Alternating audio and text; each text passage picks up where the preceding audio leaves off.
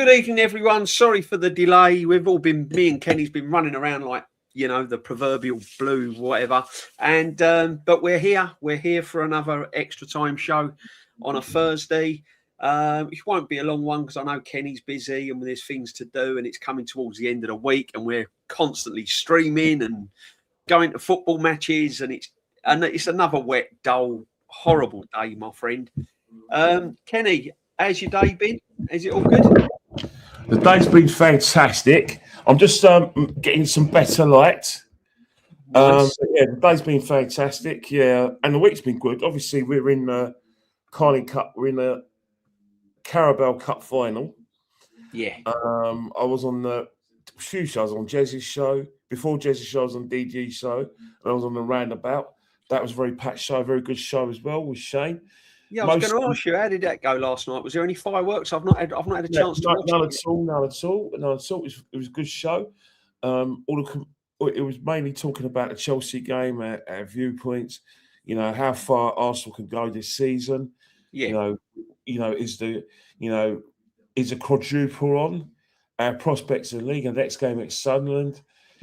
Prospects in the final against Man City, because obviously by that time we Man City. And so it was a good debate. Obviously, Arsenal fans are the more shows we have, the more confident we'll be, because time is running out for any teams to try and reduce the deficit. And then season ticket holders. Yeah, I was going to say, Kenny, did you get the email about your tickets? Because anyone in the chat might not have this information yet. So I've got my information, but what priority they put you in? What one are you in, Kenny? I'm priority 2. Right. Well, I'm priority 2 as well, because I don't think I've done enough away games. Yeah, same here. I've been to a few, but I've not done enough. So basically, Kenny, for anyone in the chat that's a red member or a season ticket holder, or if you're a red member and you think you might have a chance of getting a season ticket, Kenny and I has just had all the information. We've just had it hot off the press. We've just had the emails through from the football club regarding Wembley tickets and how you go about it. So, Kenny, over to you, my friend. Enlighten the chat. Well, first and foremost, there's 3 categories in the chat, and obviously, first and foremost, Arsenal. The match is going to be on the Sunday, the 22nd of March. Kickoff time is 4:30 UK time at Wembley Stadium. Arsenal have been allocated 31,939 tickets. So you might as well say 32,000 tickets, because I'm sure the other 61 will be kept over. So say 32,000 tickets in all 90 stadium. And basically, Arsenal, we've been told we've got the east side of the stadium, the east side of the stadium. So I think anyone who goes to Wembley will detect the kind of pub they've got to go to. But the tickets are priced. Category 1, £108 for adults. Young adults, £81. Junior and senior citizens, £54. Category 2, £97 for adults. For young adults, it's £72.75. And for junior and senior citizens, £48.50. Category 3, £75. Adults. For young adults, it's £56.25. For junior and senior citizens, it's £37.50. Now, category 4, 5, they're both going to be in the upper tier. Yeah, right up in the gods. Level 5. Level 4 and 5 at Wembley, but level 5. So the lower part of level 5 is going to be £50 adults. Young adults is going to be £37.50, and junior and senior citizens is £25,000. Category 5, £41 for adults. Young adults are £30.75, and for junior and senior citizens, £20.50. So basically, the situation is that the ballot is going to go sell window 1. The sell window 1, 2. And those are the only, and sale window 3. So sale window 1 is categorized for platinum season ticket holders on track to meet the utilisation ticket of 22 fixtures, and general admission ticket holders who have utilised their season tickets for at least 13 to 16 games, or 10 to 12 for the applicable games, have attended either 2 away Carabao Cup fixtures, Port Vale, Chelsea, or have 10 or more away points. That's the kicker. That's the kicker. Yeah. This is key, guys. So if you got like a platinum season ticket or that doesn't necessarily guarantee you that ticket. You've got to still fulfill the criteria of attending at least 2 Carabao Cup away games and 10 away games as well. Mm-hmm. So if you've not done that, you'll then go into category 2 as a season ticket holder. Mm-hmm. This is before silver members get a chance to buy and red members. Mm-hmm. So the season ticket holders. So, and then it goes into category 2, Kenny, doesn't it?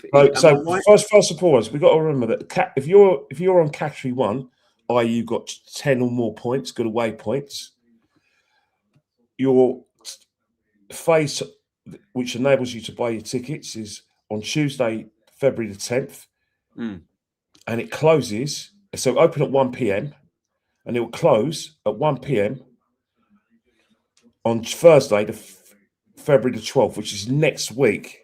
Yeah, so next week. Next Tuesday, if you've got 10 or more points and you fit into category 1, 1 p.m. is a chance to buy your tickets.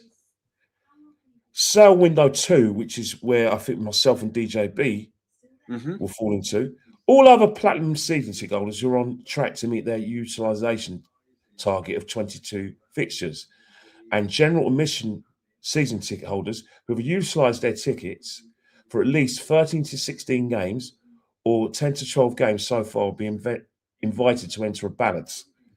Those members who purchase in phase 1 will not have access to enter the ballot, i.e. don't miss a chance or you lose your chance. Unfortunately, we don't want to hear that. So basically, the ballot will open for window 2 on Monday, the 16th of February, and will close on Thursday, the 19th. Wow. So the 16th. So if you fall into category 2 and you're a season ticket holder, are they inviting us to express an interest, or they just put us in the ballot automatically? No, I think you've got to apply in a ballot as if you're like, if you like, like some red members and silver members, they can ballot for certain games. You have to so that's very interesting. I personally think, and I don't get me sure on this, but I think the season ticket holders will probably get a ticket. If they apply in the ballot. If they apply in the ballot, don't forget, the silver members may get a chance of a ticket. If you're a red member, you're going to be very, very lucky, because that allocation of 30-odd thousand for a club like Arsenal is absolutely ridiculous, if you ask me. That just goes where footballers come, people. It's all going to be taken up by corporates. It's only going to be about 60,000, 30,000 Arsenal fans, 30,000 City fans. The ground holds 100,000. So the other 60,000 is going to be all your media and your corporates. So basically, awful. Basically, so you've got 3 days from Monday, February the 16th to Thursday, February the 19th, and basically it's the ballot guide. Yeah. So how do I apply for a ballot using a PC Lotto? So basically, you just obviously you go through your membership, find the guide on how to enter the ballot, and you click. So basically, they're asking you to. It's just a little guideline. So they'll send you these details anyway. But if you go back onto your email, so if I'm going back onto my email, it's basically saying to me that it'll open, if successful, the purchase window opens at 1 p.m. Tuesday, the 24th of February, and closes on 1 p.m. Tuesday, 26th of February. Wow. So please log on to your online box office account during the window to complete your purchase before the deadline. Yeah. Make So sure, everything's guys, got to make be sure done you get in online. there. But I always say to people, remember, if you're not sure and you about the time you've got a ballot, ask your Phone the friends. club. Phone them. On Yeah, the club, absolutely. ask your friends, ask myself, ask GJB, or ask any Yeah. season ticket holders you know. Yeah, don't leave it. Okay? Don't leave it because you will, because it's highly likely you miss out. So, a reminder: a majority of you guys are going to be in window 2. So Yeah. just don't remember on Yeah, just don't miss the as soon slots. as it's 1 o'clock on Tuesday, sorry, Monday, the 16th of February.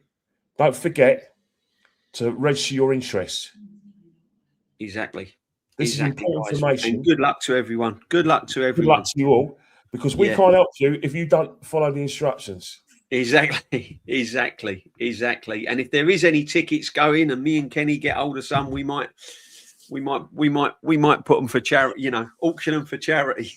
We'll look after ourselves first. Yeah. Unfortunately, yeah. Listen, Kenny, there's a lot of football to play before that cup final, weren't there, my friend? You know, and you know, we was on the mingle yesterday while Dan was live. There was me, Matty, and Nortski. It was a brilliant show, by the way. Big up Matty and Nortski. And we was going over the fixtures before the Carabao Cup final.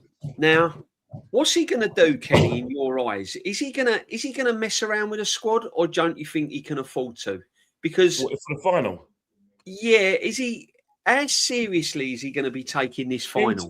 he'll take it as serious as he can. But I'm going to tell you now, categorically, he's going to play Kepa Arrizabalaga in goal. That's a guarantee. A lot of fans may not be able to come to terms with that, but I can guarantee you now that is what's going to happen. Kepa Arrizabalaga will play in goal. Timber will play at right back. At left back, if Calafiori is fit, he'll play, and it'll be the same centre halves. Ralston Zubimendi will play that final. Without a fact, will start, and then it's a toss-up between Eze or Odegaard. If Odegaard resumes his form, he'll play. If not, he won't play. But Eze will feature in some part of the match. Now, it's the front three, I think, is up for grabs. I'm not sure. At the moment, Victor Gyökeres rotate a lot from now till the final. On the front three, I mean. It depends on fitness, really. It depends on their fitness. The fittest player will always play the most games under Mikel Arteta. But I assume, well, if he resumes his form, that's a good question about Martin Odegaard, because he's not out of form. You know, there was rumours, unsubstantiated, that there was some sort of disagreement between Mikel Arteta and Martin Odegaard. Wow. But then again, they're rumours, unfounded, and should not be given any weight. But I'll mention them anyway because it was mentioned on the show, yesterday on Dan's show. Right.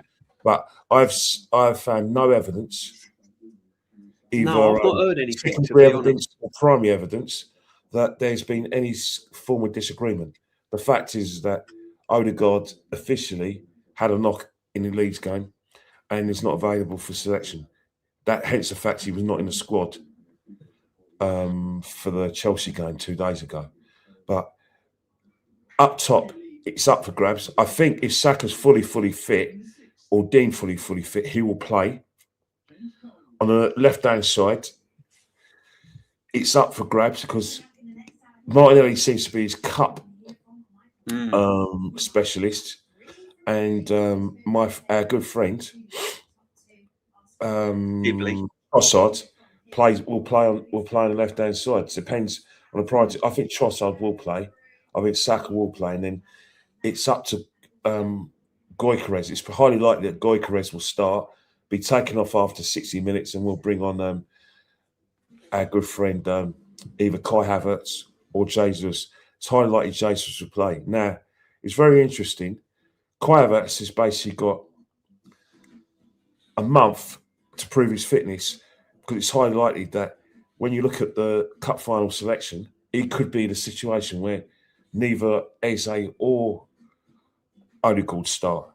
So my views and my sort of predictions may change, and if that's the case, then Kai Havertz is highly likely going to start that game. It can be any permutations you can think of. You can think of Kai Havertz starting as a false number 9, Gyökeres starting as an orthodox centre forward, or Jesus with his quick feet. Either way, places are up for grabs for a lot of players, because for the Arteta, the league is more priority than the actual. 100%. The actual cup final, 100%. But I can guarantee you now, all those guys who think that we should go with our best goalkeeper and they think it's Raya, forget it. Don't waste your breaths. He's going with Kepa. He's done nothing wrong. No. In any of the games he played, to be treated so harshly in a big game like that. He's going to start his the final. Obviously, Arsenal fans don't like it. I respect that and I get that. But if Mikel Arteta has any hope of keeping Kepa on side, he has to play him in that final. Yeah, I think Kepa. I think Kepa will start, Kenny. Sorry, it's going to be obviously it's going to depend on injuries, whether he can kind of maximise his squad between now and the cup final. I know he's got to keep going strong because the league is priority. Because as I said, we're only 6 points in front, and it might seem that we're home and dry and cruising, but 6 points can easily dwindle. For instance, if we don't get over the if we get a draw against Sunderland on Saturday and City win, the gap closes even more. So we've got to try and build up a good lead going into that final, so then he can perhaps juggle his squad around. But talking of injuries, Kenny, I don't know if you saw this. Timber missed today's training. Arsenal training session raises new injury. During Timber joined Bukayo Saka and Martin Odegaard in missing Arsenal's training session on Thursday, raising doubts about his involvement this weekend. Now, this guy, for me, I don't know about you, Kenny, but he's near on player of the season so far for me. He's one that I always say, like the famous four: him, Rice, Odegaard, Gabby, and Saliba. Some will throw Saka in the mix with that, but Saka hasn't done enough. I showed his stats yesterday on the show yesterday, and they're just not good enough. This is a worry, isn't it? Because he keeps getting, apparently it's niggles or whatever, but he keeps being a doubt, doesn't he? So do you reckon he forces him in certain games and plays with injury? Do you reckon he's carrying an injury when he's playing? I think most of our players can fall in that category. It's very telling that Eze played the full 90 minutes against Chelsea, and I think he was put for full 90 minutes because he's actually our fittest player. I don't remember any significant injury that he's had that he's cured this season. Whilst Madueke's had an injury, he's been out for a length of time. Victor's been out for a length of time. We know about Jesus. We know about Havertz. Declan Rice has had the odd knock here and now. And, obviously David Raya, he's been our fittest player in terms of league thing. But we know what's happened with Saka twice this season. We know what's happened with Kai. So, and you can probably put Zubimendi in that category. We've lost Mikel Merino. He's a massive, massive loss, especially going to a cup final. He's one player that you think, at least we got him. Yeah, that's not going to be open to us. But yeah, I think with Timber, he's had to sort of like carefully manage Timber's game time. He needed him badly on against Chelsea. There's an argument with the game coming up in Brentford that probably the Sunderland game is one game we're going to need him to just probably sit out, because you know what Brentford's going to do. They're a very direct side. They rely heavily on set pieces. They play with a front three, and that front three does stretch. We are going to need Timber because Brentford like to play on the overlap. Obviously, Sunderland are a very strong side as well. They're in a fantastic position, but at this stage of the season, you got to manage Timber really, really well. You got Ben White; he could play on Saturday. Saka, well, Madueke takes his place, and then in terms of Martin Odegaard, even if he's injured or not, his form isn't exactly something that we could celebrate and get all excited about. So it's another opportunity for Eze, and it's another opportunity for experimentation through Kai Havertz. So we have that luxury where last season, when if certain players were out, we were always worried that when we were putting too much pressure on players like a good friend, a very, very good friend, Wanyeri, who's now in France, Marseille, and we're putting too much pressure on Miles Lewis-Skelly, who has dropped down a pecking order. So that's the sort of luxury we have. And let's face it, we're not playing great at the moment, and we're certainly not playing well on a consistent basis. But what we are doing is that we're just ticking away, getting those little results, not losing too many games. We've only lost one game to Man United, and Man City and Aston Villa are feeling the pressure. So we're always a few steps ahead of them, and that's all we need at this moment. Can we rely on? I mean, obviously we don't know the extent, whether it's just precautionary that Timber missed training today. I've not heard that it's serious or whatever. But if it was, can we rely on Ben White with the remaining fixtures we've got? I mean, for me, it'd be a worry now from now on in, because this is really the crucial stage, isn't it? You know, you've got Champions League knockout, you've got cup finals, the games are coming thick and fast. I mean, for me, you know, Madueke, I know Saka ain't been pulling up any trees, but I'm sorry, Kenny. I just don't think Madueke's up for it, to be honest. I'm really disappointed. What's your opinion on that right-hand side being weaker if you've got Ben White and Madueke on the right? Because we're on the left as well with Martinelli, aren't we, really? We have to look at it logically. Madueke was bought because Saka suffered a really significant injury. It was a catastrophic injury where we all advised, me, yourself, and Lee, said, do not rush him back too quickly. Give him a complete rest. Give him the rest of the season off. You know, we had no chance of winning the league. The Champions League, obviously, it's a bit of a gamble, but ultimately, I thought we were a bit short anyway. But we just, you know, he declared himself fit, and he decided to. Arteta decided to risk him because he was his main man. But the fruits of that decision are bearing now. We first and foremost, we're not getting a consistent, you know, amount of great form from him. Plus, now he's gone down again. He went down earlier, and then he's gone down again. Everyone's saying it was a hip injury. Some say it's a groin. Other people are saying he points to his hamstring. Either way, the club are taking precautions with the man. They reckon 4 weeks, Saka, don't they?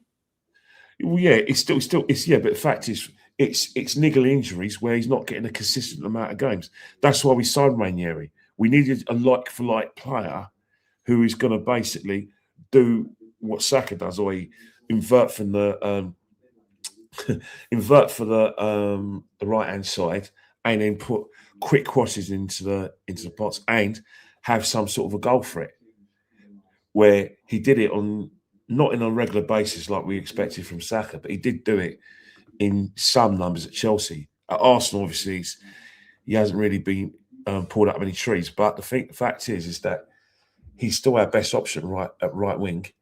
With Saka's injured. In terms of Ben White, well, Ben White, before Timber came to the club, was playing out of his skin at right back. Don't get me wrong. There was always situations where you thought, well, if we played against a decent side, we played against a left.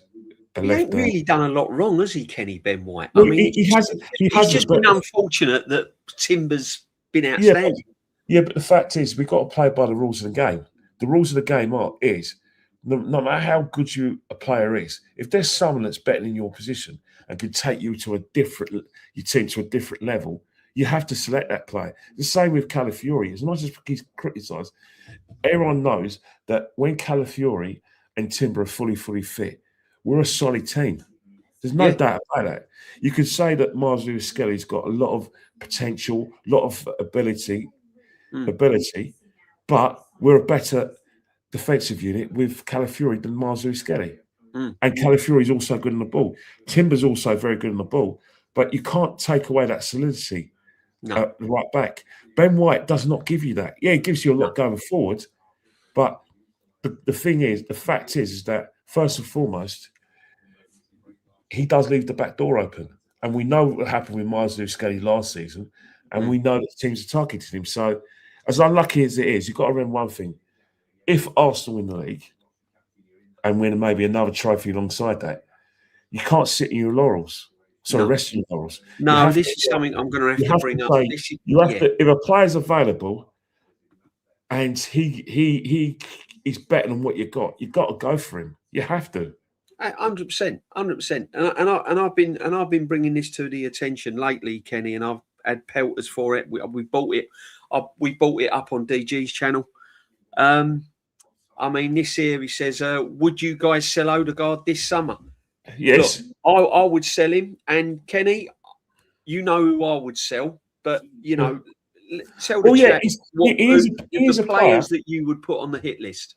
First and foremost, when you look at a player like Martin Odegaard, you have to look at his number, you have to look at his performances, and you have to say, right, the last time he had a great season was 23-24, which means he didn't have a great season last season, and he's not having a great season this season.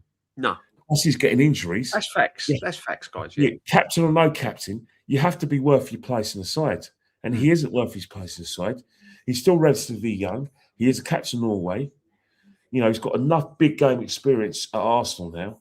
Where if he has a World Cup, he's going to put his price tag up even more. It's highly likely that, you know, he could try the Spanish venture again, but clubs will come in for Martin Odegaard. Yeah, if we let on he's available, you watch the offers that come in for him. You watch. Oh yeah. Oh, 100%, 100%. I reckon we can get a minimum. I mean, for me, he's not worth it, but I reckon we'll get a minimum of 55, 50 million for him. Well, because there are teams that he would suit. There are teams that he would suit, definitely. Even in the Premiership, there could be a couple of teams he suits. But the fact is, the way we play, the way we're playing, and the way we're going to be playing going forward, we can't carry Martin. No. You know, it's very significant that in the big games, the most recent games, he hasn't completed them. You don't. Now, Mick Arteta will say, "Well, Martin's not feeling right, and he's having a few niggles, and I've asked him to give me 60 minutes, and then I'll take him off." You could fool the public and fool the Arsenal fans with that kind of explanation, or you could just say it for what it is. He's not playing well. He's out of form. He's been out of form for a long time. He hasn't influenced games. He's not pressing from the front, and he's not, helping us on the goal front. So let's face it, it was good while it lasted, and it was good. It was good. Oh, he did have a good season that season, no doubt about it. 21-22, he played well, very well. Yeah. 22-23, he scored about 15 goals. Yeah, 24, which is prolific for a midfield player. Let's be honest; they're the sort of numbers you want from a midfield player. Yeah, and I think he's done really, really well. Yeah, and, you know, so it's not as if we didn't get anything, out of him. The fact is that it's at next level, because whether you like it or not, teams are going to be looking at Arsenal and saying, right, we've got to think of they're the champ. They could be the champ. We could be the champion. This is right. We're playing the champions. They're not going to stand still, are they, Kenny? This is what people don't understand. Teams ain't going to stand still. Yeah. And Man City going to be a bit miffed. Liverpool are going to have to get their act together. If they're not happy, if they don't think Klopp is going to take them to that next level where they have to win the league, because they didn't win the league this season, which they're not going to do, then they'll get another manager in, give them a big budget, and guess what? That manager will be a win at all cost manager, and that'll be difficult. We know, whatever you say about Man United, we know, and it's been proved in the 60s, in the 50s and clearly under Sir Alex Ferguson from 1992 onwards up until 2023. They're coming so again. for 21 years, we've seen if Man United get it right, doesn't matter how much money City spends, Arsenal spends, and Chelsea spend, and Liverpool spend, we have no chance because they because of the size of their club and their reputation. When they get it right, the best players will basically say the Frank Boff to every other club except for Man United. That's all they're waiting for Man United to get it right, win the league once, or look like they can win something, and then they get serious people behind the scenes, get a serious manager. The best players will decide to go there again. And that's exactly that's what happened in the late 80s. That's what's happened in the 90s and the 21st century, and it will happen again. Facts, Kenny, and people, immaterial whether we win trebles, quadruples, doubles. It doesn't matter. If Man United get their act together and they come calling, and you've got an opportunity to play for Manchester United Football Club, top players will go to Manchester United over Arsenal. I would say 9 out of 10 of them. Not all of them, but I would say a good majority will go to Man United. I've got a story for you. And it actually goes back into it's actually a conversation Graham Souness had when he was captain of Liverpool. And so Graham Souness's tenure as Liverpool captain between 82 and 84, 1982 to 84, because 81, 82, because he took the captaincy of Phil Thompson. Now, he was having a conversation with Peter Robson. Now, you know Peter Robson. Big up Aaron, brother. You would have heard of Peter Robson because he's a big football man in Liverpool. So basically, Peter Robson and Graham Souness were having a conversation. And he basically pointed out the window and he said, if that lot there ever get it right, i.e., that team over at M62, i.e., Man United, the rest of us will have no chance. Exactly. 10 years later, he was proven right. Yeah, 100%. I remember it well. Yeah, honestly.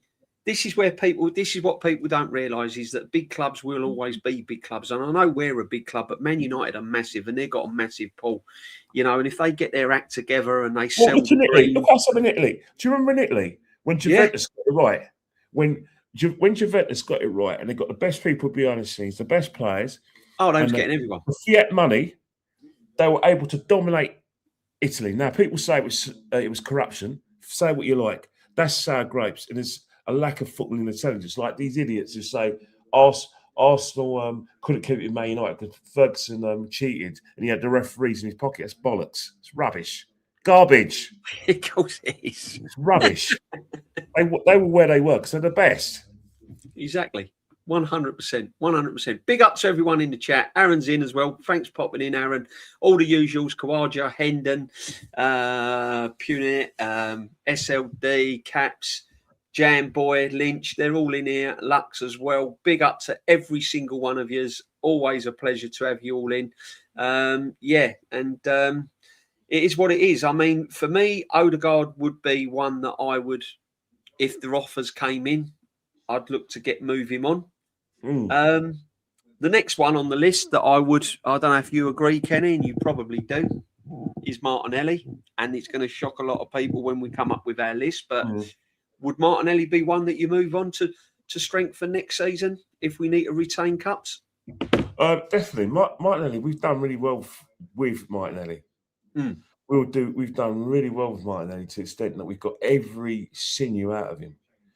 He hasn't been consistent for a good few years now. His best He's season. Not really gone to that.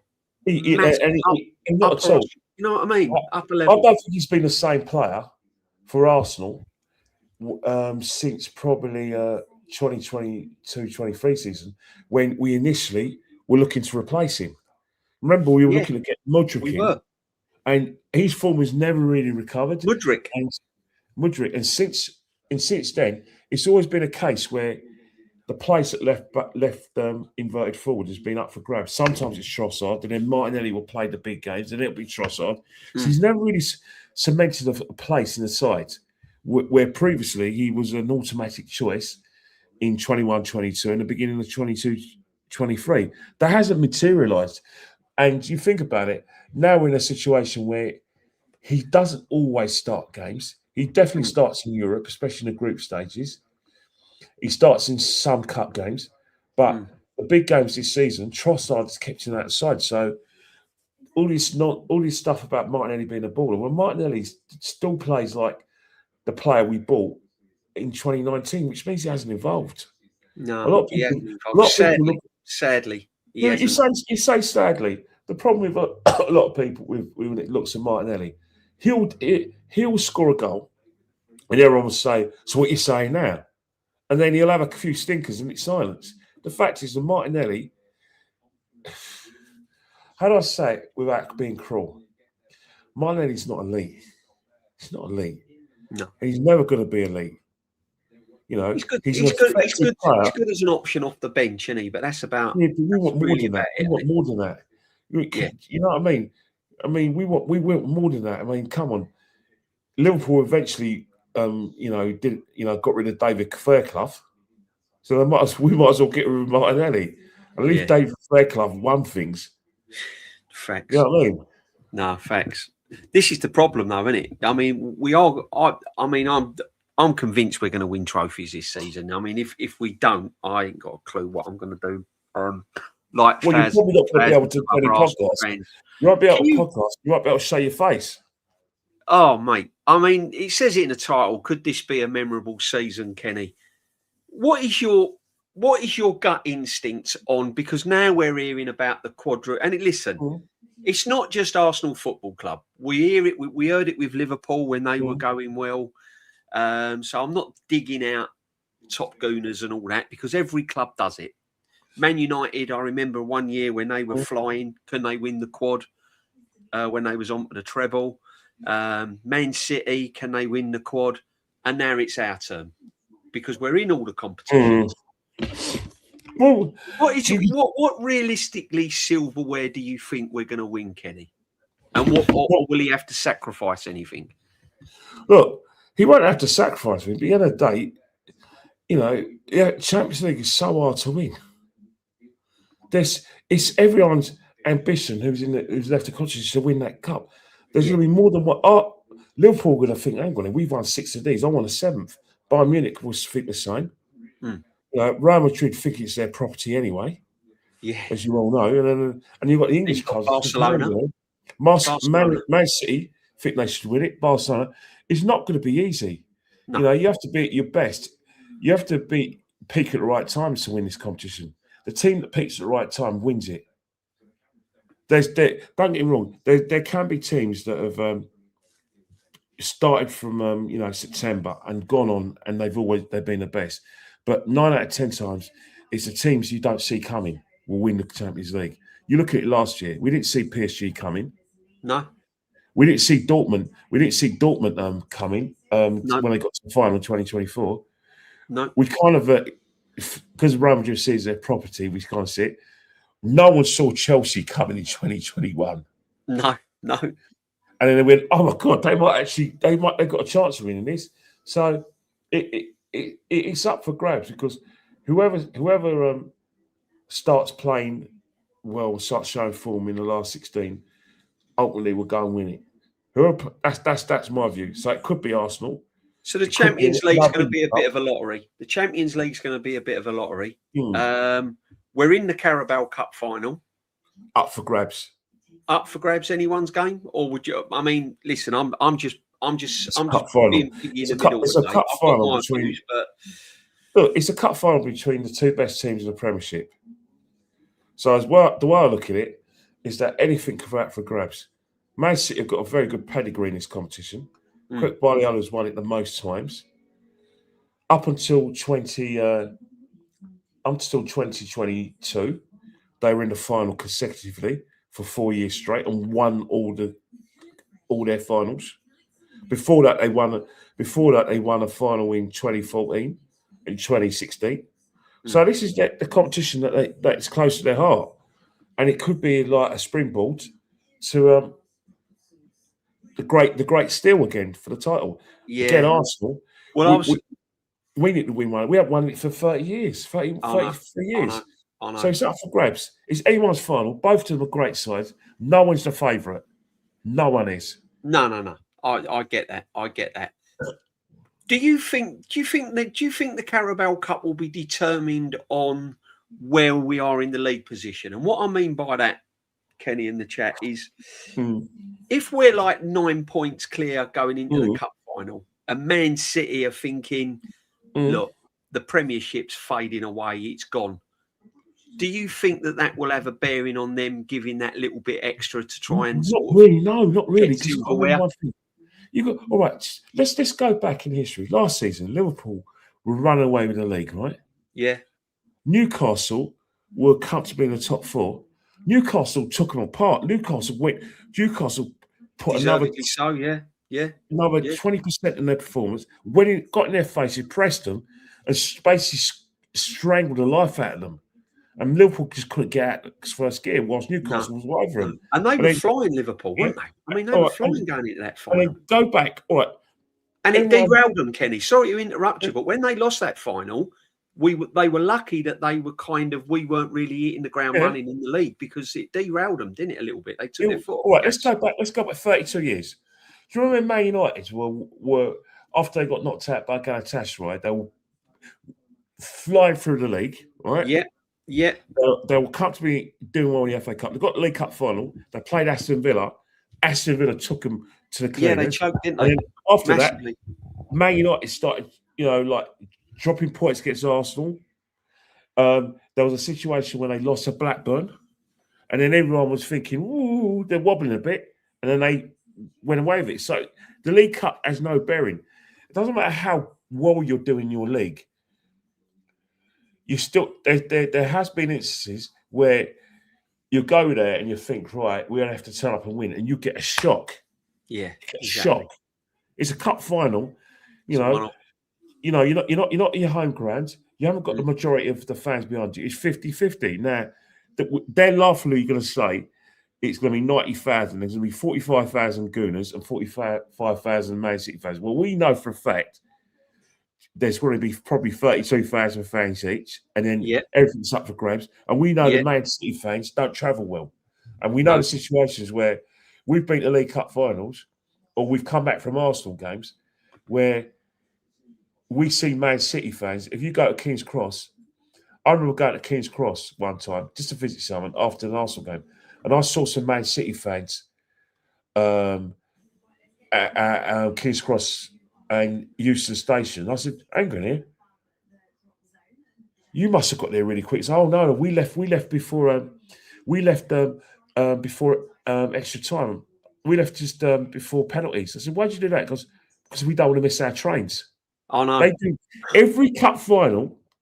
Man City play, because the trains are a disgrace from Euston to Manchester, Piccadilly. Oh, there's bound to be a rail They always have that dilemma that if they're getting trains, that they leave early. We lose the draw. Yeah, facts.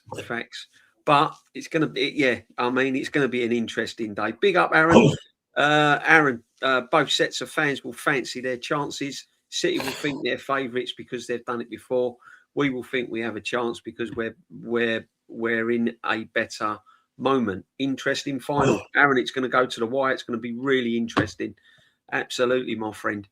But realistically, JB, do you guys will win it? Man City does not come to give me any hope. We are just Punit's Man City second half FC for a reason.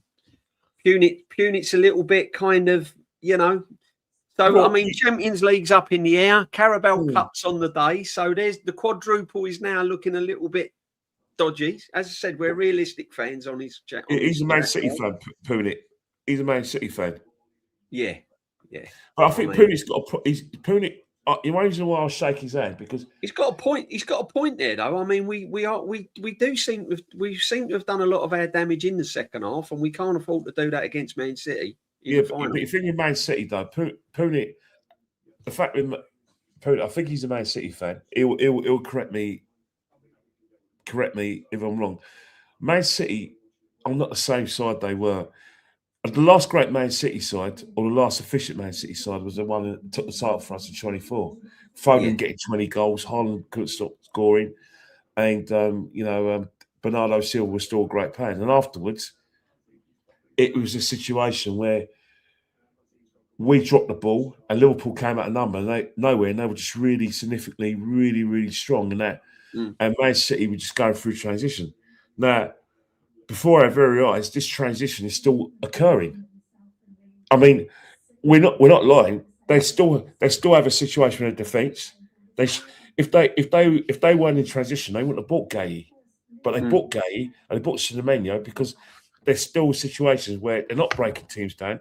Doku's not scoring the goals, and although he's trying to break teams down, Haaland's going through a bit of a goal track for him. Yeah, Foden's inconsistent, so he's freshening it up again. But defensively, the back door's still going to be open. Like in the final, Gay's not going to play. No. Well, they're whinging about it, aren't they? At the moment, they're whinging about it. Pep's on his aisles. They've managed to do some dodgy deals over the years. I'm sure if they can do another dodgy one, they'll get him to play somehow. That's gone quiet, hasn't it? They'll get him to play and write money over. Yeah, but what's happened to 115 charges? Where's the hearing? I mean, it's a mess, mate. It's an absolute. I think it's an absolute mess, and it's a mockery of football, to be honest. Well, no, you know why it's a mockery of football. Let's get a verdict on it. But you know why it's a mockery of football? Because they put the charges in there in the first place. The reason why I'm saying it is that if you didn't have a chance of winning, getting a guilty verdict, and i.e. getting a points deduction, why do it in the first place? You saw what happened with UEFA when they tried to, like I said, put a transfer embargo on Man City. They won because they went to the proper courts, not the football courts, and they got everything overturned. And the Premier League are scared that if they do try to take points from Man City, that they'll get embarrassed again. So they're doing nothing and hoping we forget about it. So why bring it in the first place? Why waste everyone's time where clearly Man City may have a case, or they'll retract the Premier League in so much litigation that it'd be a waste of time. If you're going to shout the odds, go through it or don't talk at all. Let's just get on with the football. Let's just assume that Man City are clean. Yeah, exactly. I just think they will get away with it. I just think it'll just peter out. No one really everyone's it. time. Man City are still signing players. They're still able to sign players. They ain't even got an embargo on them. This is one of the things that I can't understand is whilst the club is going through these allegations and investigations and charges, why ain't they got a signing embargo? Why ain't they? It's just you tell me. It's all a mess for me. It's all a mess. Listen, I'm not here to sort of bury Man City. I'm just here because I just think on a football side of things. It's just crazy because any other club like Nottingham Forest, Aston Villa, West Ham, Everton and all that, they'd have the tail thrown at them by now. Well, it's ridiculous. A football club has done it. Leicester City have been deducted 6 points in the Championship. Yeah, now, exactly. They're nowhere near the playoffs. That's going to be even difficult for them to make up ground. Yeah. The reason why they deducted points because, again, they're not spending they're spending, beneath them, above their means. So that's another thing. Since that poor man lost his life, his son, big up Rashid, his son, God bless his soul, hasn't been able to, keep the club, going. He's, since they built their training ground at, Leicester City, it's been a joke. Normally, Leicester City are a shoo-in for promotion. They're not able to do that because they just can't spend money on the players or keep the players who normally get them up. So. Leicester City used to be a bit of a Norwich, didn't they? And a Burnley, up and down, up and down. Well, it's not possible now because they can't spend any money. But I'll be honest, though, Kenny, I think it's the same for all the big clubs. I mean, look at us, what we've spent. And Newcastle can't spend anything. Villa can't spend anything. They're having to sell their best players. I thought this PSR rule was brought in to even up the kind of competition and give everyone an even playing field. You know why it seems the clubs are getting the top clubs are getting bigger and bigger and bigger, and the smaller clubs or the lesser clubs, if you like, because there's all still big clubs, Everton and all that. Yeah, but what's the common denominator? Kind of just sort of like dragging their heels. What's the common denominator though? The top clubs can get away with it because, let's be honest, right? The top clubs 9 out of 10 times win the Champions League, which means that they are getting the Champions League because of the top clubs are getting, like I said, coverage in it's America for CBS Paramount, TNT in England, Amazon in England. We can go on. They are making a truckload of money, and they can basically get around with it. And then what happens as well? 9 out of 10 times, the Carabao Cup and the FA Cup is won by the top clubs. So there's actual revenue they're bringing in from there. Extra shirt sales, extra ticket sales, so they can operate from that. So they can always have that to fall back on. Now, if you're an Everton and you're a Leicester City, where you're not going to be that successful, you're maybe a Sunderland, and Newcastle were in that category, it's a difficult kettle of fish for Newcastle. Newcastle, for them to actually get through, past the PSL. I mean, they've got millions, they're billions of pounds. But the fact is, they're not making their own money because they're not as successful as the top four. The top four are in the Champions League on a regular basis. Plus, they challenge for leagues. Liverpool have been in finals. They've won trophies. Man City is selfish, but even Man United could get away with it because Man United, since Sir Alex Ferguson's left, have been in loads of finals as well. It's just facts. So the way I look at it, right, is you're always going to get past PSR if you're a big club because of the big games you play and the big competitions you always enter in because you've got the best players who get paid the most money. So it's only natural that you're going to get away with it. Chelsea is another club. They're always seen to be in the Champions League. They're always seen to be in cup finals. They've found a loophole, Chelsea, and they Newcastle do what they're doing. They won their first trophy last year with about since 1969. How many finals have Newcastle got into? How many times have they been in the Champions League on a regular basis? They haven't. They're going to be stuck within the PSR stranglehold. Yeah, true.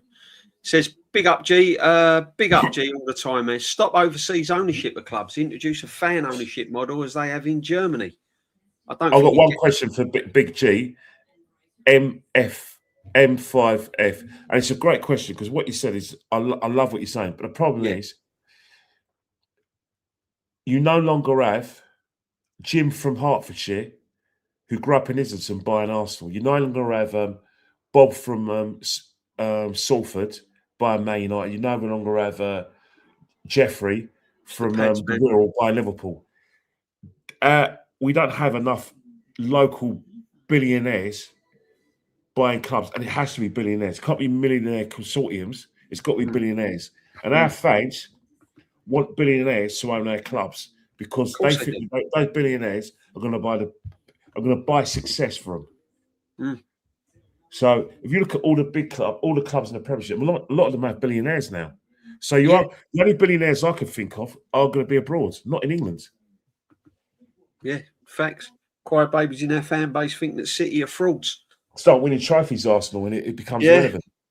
Yeah, no, I mean, it's one that I've kind of like put on the back burner. I just want a decision to be made on a football for the benefit of football. Well, I'm not really bothered whether City get away with it or not. I just want something to be settled. Well, it's not going to happen because the fact is the FA are scared of Man City's lawyers. Yeah, they're frightened. And the Premier League, they're frightened. Another thing as well, all City have to do is take their ball and go home. And then what will happen is that if one big club makes the break for the Super League, they're all followed. They're waiting for someone they're all waiting for someone to just make a complete commitment and a solid commitment to join Real Madrid and Barcelona. And I promise you, the rest will follow. The Italian clubs, Juventus will follow. And then what will happen in the Premier League? What will happen to UEFA competitions? Arsene Wenger can complain all he likes about financial doping, but Arsene Wenger wasn't exactly at a small club. Arsenal are a big club, weren't they? They built the Emirates to spend and compete with the big boys. If he wanted to be like organic, he would have said, right, we're not moving to Highbury. Exactly. We're not moving from Highbury. Let's stay at Highbury and let's live within our means. And let's live within our means and keep the history of the club. Exactly. Arsenal are one of the big clubs and one of the biggest spenders in English football, and they have been for years. Oh yeah, it's a myth that we don't spend money and everything else. Absolutely. Big up, Lawrence. Starred this fun for you. DJB and Kenny. Just watch Richie's 99 stream where someone posted that Declan Rice has been Arsenal's greatest ever signing. Whoever posted that forgets Henri, Bergkamp, Vieira, etc. This is where we are, Lawrence. This is where we are, brother. Unfortunately, when you've got guys like Piers Morgan coming out with a waffle, these are the sort of people they listen to, unfortunately. You know, according to Piers Morgan, this is the greatest ever team, you know. Yeah, people live in the moment, though. People live in the moment, Lawrence. Big up to you, my friend. You know that. Me and Lawrence spoke a lot, but you know what it is, right? I won't lie, right? I'll be honest with you. I think we always seem to have this. Remember when Arsenal won the league in 91? Everyone was saying it was better than 71. Yeah. We were going to dominate for years. Yeah. Everyone's talking about Liverpool's side that won in last season and the Klopp side that won in 2020. It's the best thing ever. And I think what happens, you get caught in the moment, and then after a few months, maybe after a year, you come back to reality. And I think that's what we intend to do. Piers Morgan's he's seeing Arsenal through sort of childish lens, isn't he? He's no different to a lot of our fans. I mean, but the thing with Piers Morgan is that he really should stick to cricket, really, to be honest. Yeah, 100%. Cricket and just doing what he does, you know, just whatever he does. I don't watch him, but it's which crazy. Is annoy people. What Piers Morgan does is annoy people. Crazy. So we're on the day in the Carabao Cup. That's not a guarantee. So what I'm trying to do here, Kenny, I'm trying to kind of bring it into the real world because, you know, we're seeing pictures of the 4 trophies at the Emirates. We're going to do the quadruple, and certain Arsenal fans now are convinced that we're going to do it, and there's no other club like it. So the Champions League is in the balance. Carabao Cup is not a guarantee. There's nothing to split the 2 teams on the day. FA Cup, Kenny. Moving on to the FA Cup. We're going to win that, aren't we? Surely. No, not really. Because the reason why is that there's still a lot of good teams in the competition. And another thing as well, you've seen it many times. I've been to many an FA Cup game where I remember one time in '87. We were having a very good season. We were top of the league for quite all over Christmas, then we fell away. We were on course for the Littlewoods Cup in the Littlewoods Cup final. We played Watford, who were nowhere. Watford had the game of their life and beat us 3-1. Obviously, that controversy with Luther Blizet and the alleged foul where everything stopped but Blizet carried on. The fact is, you know, Watford took us by surprise. In 2016, do you remember we're the FA Cup holders in 2016? And we're at home. Watford gave us turned us over. Yeah. So anything can happen in the FA Cup. I think we'll get through Wigan, but then from then on, it depends if we get drawn home and away. Well, you think about it. It doesn't matter. Remember, let's not forget our last 2 ventures in the FA Cup. We lost at home to Man United and lost at home to Liverpool. Yeah. So it's one of those things where if we play a big team in the FA Cup, it's highly likely we get mullered, which we had before. But the fact is that what FA Cup is a lottery, isn't it? You know, it's on the day. If you put Man United are out of it, but if you play Man City on their day, they'll give us an idea home and away. You go to the semi-finals, you can play someone like Chelsea. Anything can happen. Anything can happen, can't it? Aston Villa, anything can happen. Just goes to all Championship clubs.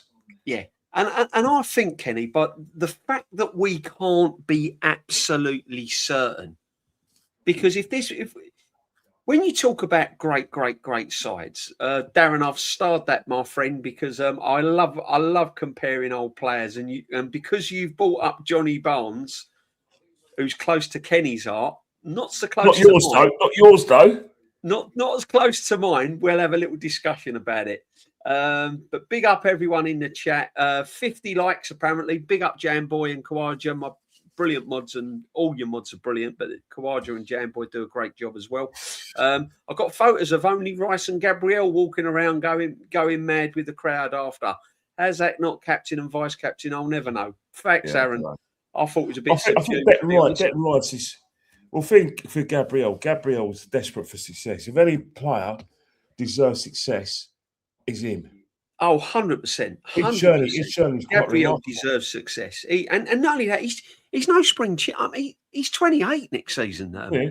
He's 28, so he's got to start winning trophies soon. And let's not forget that Declan Rice came to us as a holder of the Conference League. He's won a trophy. He's won a trophy. Yeah, right. Yeah, big up the West Ham. So yeah, he knows what it's like to win a trophy. But you know. Yes, I do remember back where he belonged. That was yes. Yeah, that was a good shot. They should be playing that at the Emirates. Absolutely. Yeah, we went through a stage, didn't we? The Elvis thing, didn't we? Yeah, you know what? Too well. You know, with North London Forever, DJB, it gets sang with a lot of passion because a lot of people who sing that song, I say it respectfully, they think it's the right thing to do. Because it was a few people on social media put it forward. The club just thought, it sounds a bit catchy. It's North London, Arsenal from North London. The guy's an Arsenal fan, he says. Yeah, it became a situation where like I said, the top goonies thought it was a good song. I think it's a terrible song and a terrible representation of our great club. It is. Unfortunately, it is now stuck with us forever. Yeah, you can't put the genie back in the bottle with that one, can you? No, unfortunately, we have to see Kenny. Me and you don't do the I won't even do it, but we don't do that celebration, and we don't do the River. Do you know what I mean? So I don't know. People call us, miserable old farts. But yeah, we don't live with the moment. We live by facts. We will enjoy it, but we look. The fact is that whether it works both ways. You can't give us players like, you can't give us players like Tony Adams. You can't give us players like, I would like drum and bass, by the way. Yeah. I would like to get that. Thank you very much. You know. You'd like a bit of Whitney Houston, old Kenny. Yeah, but you can't give me Adams, you can't give me Bowles, you can't give me Bergkamp, you can't give me Henry, Pires, Vieira, Petit, and then ask me. They wouldn't get in this side, though, Kenny. Yeah, Kenny, them players wouldn't get in this team. Yeah, but that's the thing. You can't ask me to fall in love with those players and then ask me to settle for bloody players like Odegaard. Exactly. I'm not going to do it. No, I'm not going to do it.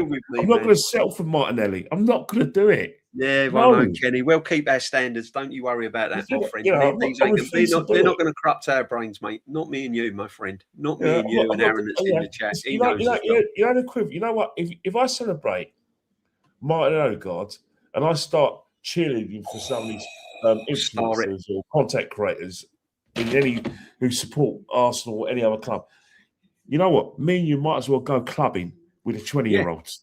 Exactly. That's what they're asking us to do. Get the flares out. I'll knock on Norski's door so we can get the old gold tips and the flares. Can you imagine us in one of those nightclubs trying to go on a pool at our age? That's what they're asking us to do by celebrating these players. Yeah. Exactly. All day, I mean, look at this. Rocastle and Odegaard. No, Darren, you're getting it wrong, brother. Yeah. It's no comparison. Odegaard all day long because this is where we're at now. Henry wouldn't get in this team. Bergkamp wouldn't get in it. If people are saying it's the greatest ever squad, the best ever, there's no way Bergkamp and Henry's getting in this team. That is by law of averages. That's what they're saying. Yeah, but as I said before, a lot of people, they tend to sort of, they don't kind of, they want us to live in the moment. But you got to remember one thing: empathy goes both ways. We have to be empathetic to the current generation that they didn't see these guys play, and if they saw them play, they were too young to appreciate it. So this is their generation. This is their generation. I know, but they've got to understand football, Kenny. I mean, I saw the great Paul Merson, the Rocastles, and all of that. He was on the overlap today, but they weren't Liam Brady. Do you know what I mean? But that's the thing. We got the benefit of our age where we were we were lucky to witness the Champions League final. We didn't win it, but we were there. I attended it. I got the memories. I got the ticket stubs. I got the travel rota. I remember getting picked up from Holloway Road tube station, and then at 11 o'clock, we're picking people up at London Gateway, and then we started picking up people in Dover, and then we got on the Calais. And then we drove from Calais to Paris. We got to Paris 10 hours before, about 12 hours before kickoff, nearly. And we just had a day out. That's my memories. I always say to people, if you go to a cup final, get there early, because the match will be a disappointment if you don't win. And if that's all you got to remember of being a cup final, then more for you.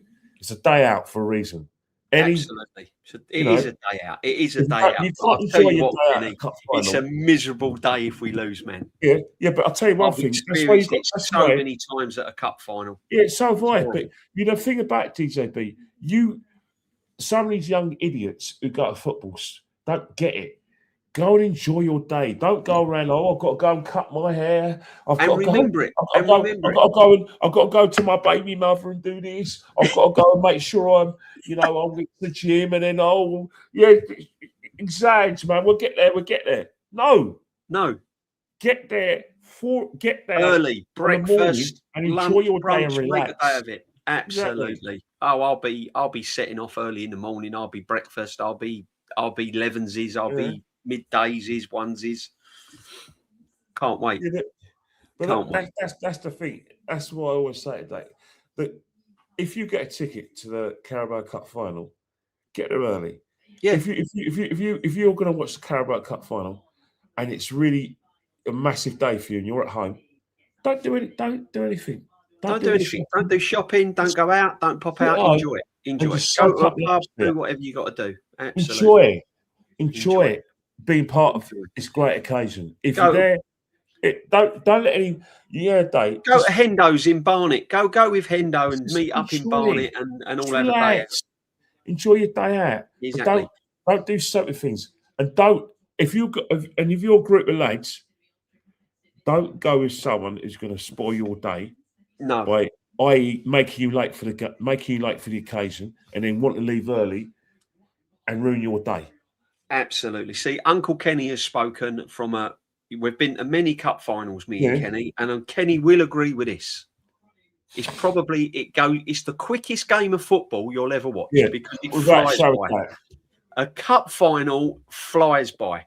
You know when you go to some games, Kenny, and it drags, doesn't it? And you look at the clock and you go, but 32 minutes. Is that all that's gone? I feel as if I've been here hours, right? Which a lot of games is like that at the Emirates. I ain't going to lie to you. But the cup final, it kicks off, and before you know it, it's half time, and you think, where's that gone? We're at that, and that's the situation. I always say, enjoy your day out, because it'll be the best time you ever have. Yeah. Win, lose, or draw.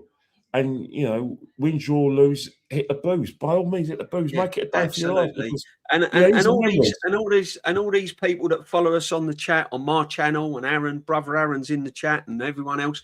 If you all want to get together as a community and meet up, mate, and you ain't got a ticket, make the most of it, people. Make the most of it. If you're living abroad in the United States, you're living abroad in Australia, make a day of it. Yeah.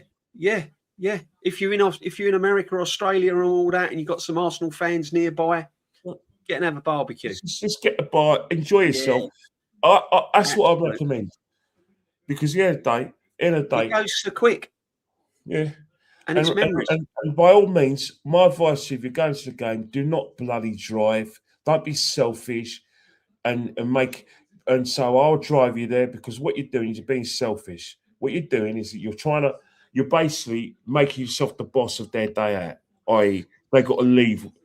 They got to leave when you want to leave, because you're driving.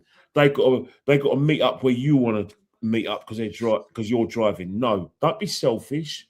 Get the tube and let them enjoy their day out. Don't think you're doing them a favour going, I can't have a drink because I'm driving. Well, I've got to drive you in. Well, don't offer them. Don't offer. Exactly. I'm a Brit in Canada 20 years now, and I make every match day. Well done, Jimmy. Big up, Jimmy, my friend. Big up to everyone. Big up to everyone in the chat. Make sure you smash a cheeky like on the channel, guys. It does help. It does help it. And if you haven't subbed, which I'm pretty sure most of you have, if you haven't, why not? I'll send Kenny after you. Yeah. Make sure you sub. And now, so we're moving on. So it's in the Balance Champions League. It's anyone's game. Carabao Cup is on the day. It's anyone's game. So we're still not guaranteed a quad yet, mate, are we? FA Cup depends on anyone's game. It's anyone's tournament. Depends if what he prioritises. One thing's guaranteed though, Kenny, and it surely the Premier League. We've got it in the bag, and I've got my bag there. It's in it. Look, come on. Look, we're in a very good position in the Premier League. Yeah, we're doing more than enough to win. Man City are not the Man City of before. Everyone's dropping points. We will drop points, but Man City will drop points also. So if we're dropping points and Man City's dropping points, then we'll win the league. There's still games, you know.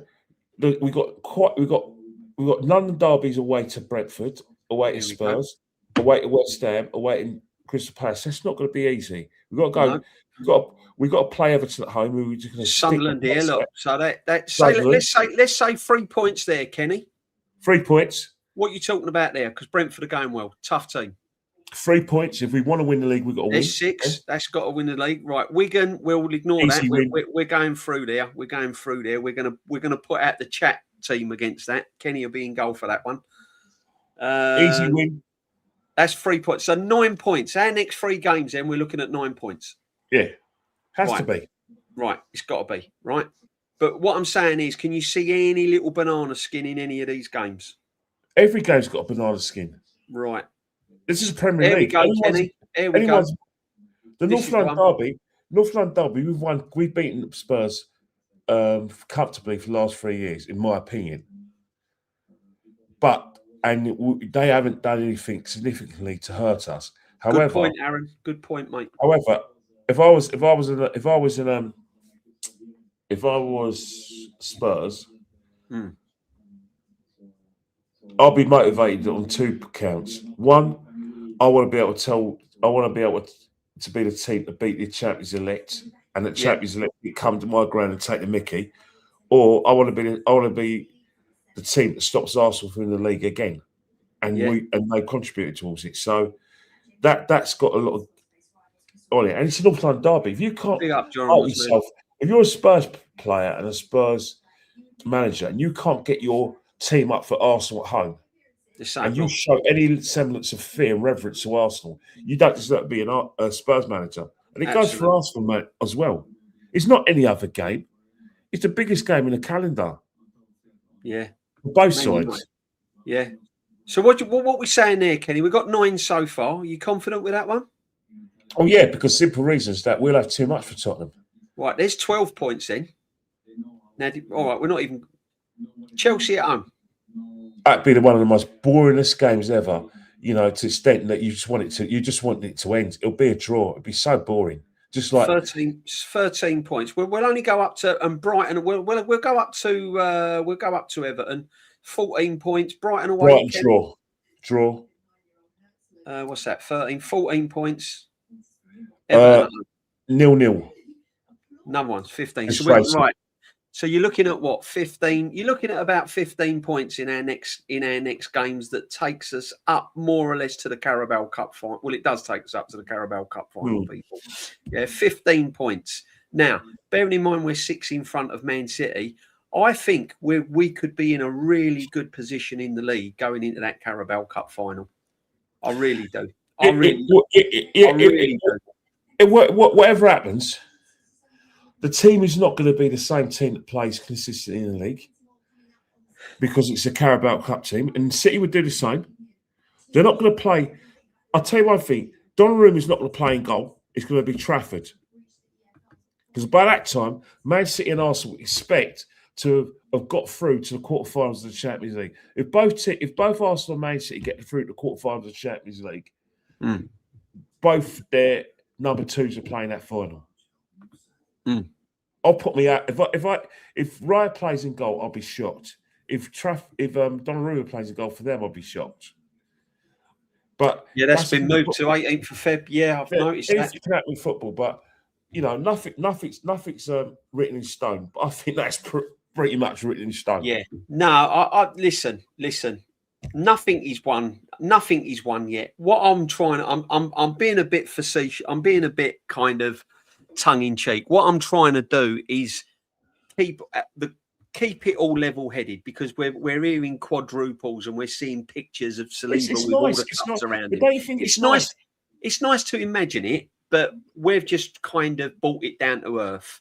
You have to bring it down to earth, because nothing's won yet. Nothing's won yet. Yeah, to win the quadruple, you've got to beat good teams, and you got to be flawless. And we haven't been that brilliant, have we? This is what I'm saying. Win the league. Teams that win trebles are absolutely win the league game first. In, game out. And you've got sorry to interrupt you, Kenny, but not only that, you've got players giving you 8, 9 out of 10 performances every game. We've only got 4 or 5 players giving us that every game. The rest of them, we're just carrying. Yeah, but the thing is, it's enough anyway. So you've got to think about the bigger picture, right? It's not it might be the end of the world if we just win the league, because we need it badly.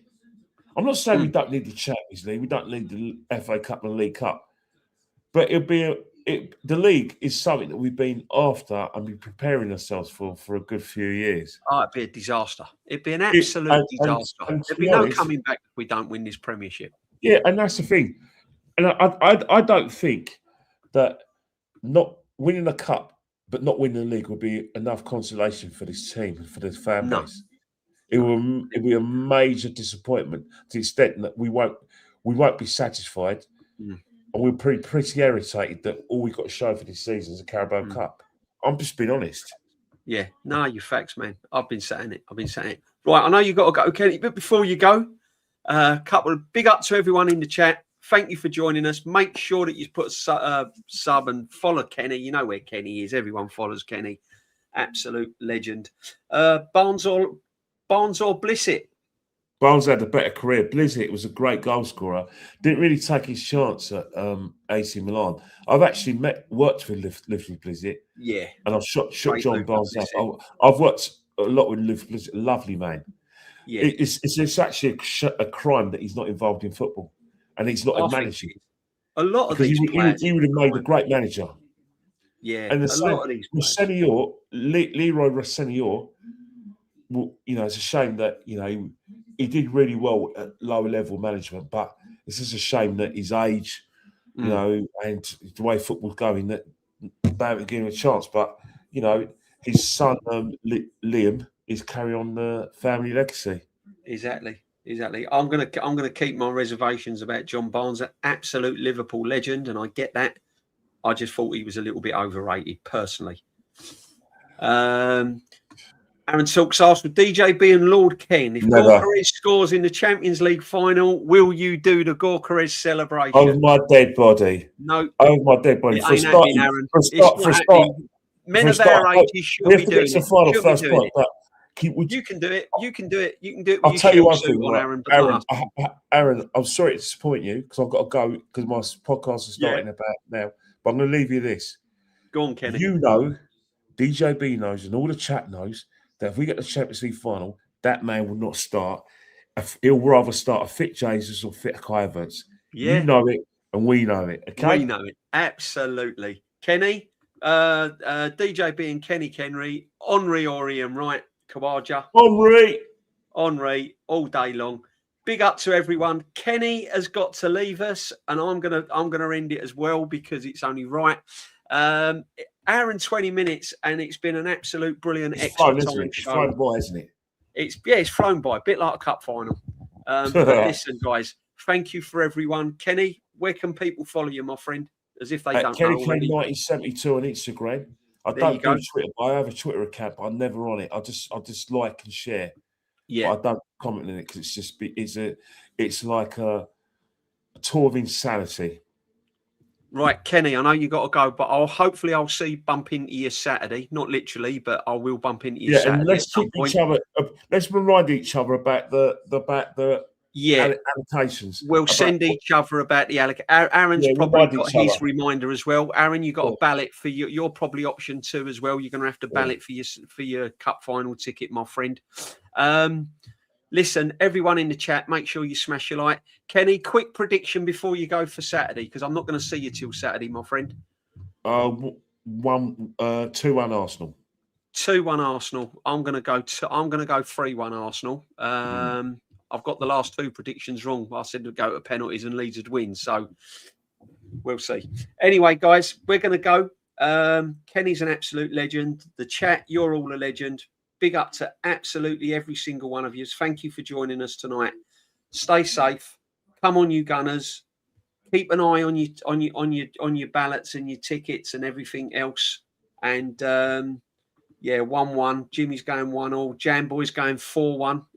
See you, mate. I'll see you later. Yeah, go on, Kenny. You shoot off, my friend.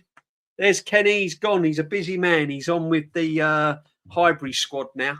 So he's a busy man. He's always a legend, Kenny, though, and he can't. How can you not like Kenny? Crazy.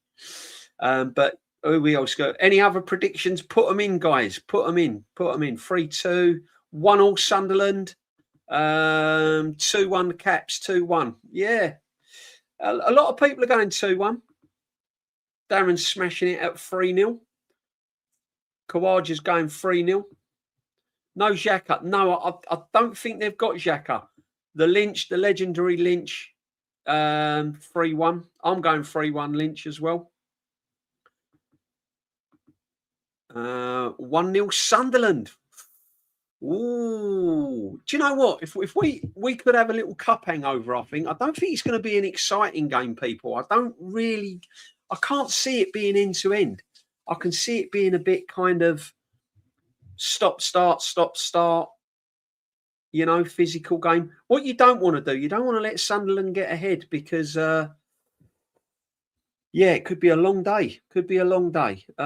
Every game's nervous now, though, isn't it? Every game's got something on it. It's so nervy. And it shouldn't be like it. We should be going into games full of confidence, people. But,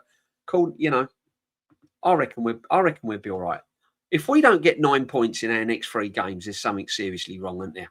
We don't deserve to win the league if we don't pick up maximum points in our next 3 games. Simple as that. Quite simply, you've got to beat Sunderland at home.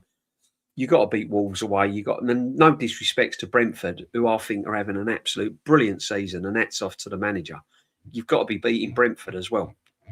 Got to be beating Brentford. So, all good. Kenny loves Spurs, really. He can't stand them. He can't. Listen, he respects them. The thing is with us old chaps like me and Kenny and stuff that have been supporting the football club for many, many years, it's a respect to a lot of the football teams. But Spurs is his biggest rivalry because he was where he was brought up and where he's lived and everything else. It's ingrained in you. When he went to school and everything else. Man United is mine. Man United's mine. Man United is my biggest rivals. But we'll see. Maximum points. I hope so, Lynch. I hope so. But again, we've got a few injuries. Timbers are out now. It's going to, from now on in, people, it's just, honestly, this is where the manager has really got to earn his living, because it's squad rotation. It's taking care of key players. It's maximising minutes. It's making the right substitutes. If we're 3-0 up against Sunderland and we're cruising, get Rice off, get Gabriel off, get Mosquera on, whoever, and just get the squad rotating going, because that's what we've got to do. Games are going to be hitting us thick and fast. We've got Champions League to play as well, 2 legs. So, we've got the squad, use it. Norgard. Introduce Norgard in some of the games. Why not? Trust it. Trust the process. Trust your squad. This is what we've got to do now. We can't be going to the back end of the season with hamstrings, knees, and bumpsy daisies. You know what I mean? We can't have players out all day. We can't. We can't. Simple as that. We've got to keep them fresh. We've got to keep them fresh. And this is where the manager has got to earn his living. He's got to earn it big time. So far, so good. So far, so good. In a cup final, it's been a great week. It's Friday tomorrow, people. Enjoy the weekend. Enjoy Saturday. I'll be doing a little short round the stadium as well, uploading that. And then I'll be doing a match reaction with Normski, one of his recorded ones after the game. I just hope it ain't raining. I'm just fed up of going into the stadium soaking wet. Honestly, this rain is doing my head in going to match days. Big up, everyone. Big up to you. And bless. Enjoy your evening. Friday tomorrow. Take it easy, people. Bless every one of you. Please smash a like. Take it easy. Bless.